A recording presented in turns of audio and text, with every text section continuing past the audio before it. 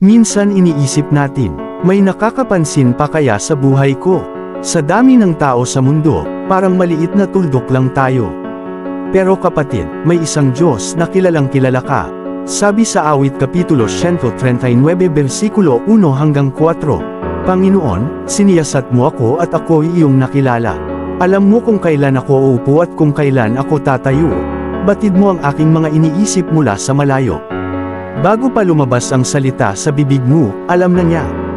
Alam niya kung kailan ka tumatawa, at kung kailan ka umiiyak sa dilim. Alam niya ang mga plano mo, pati ang mga lihim na takot mo. At higit sa lahat, alam niya ang pinakamainam na plano para sa buhay mo. Sinabi yan sa Jeremias Kapitulo 29 versikulo 11. Kaya huwag mong isipin na nakalimutan ka ng Diyos.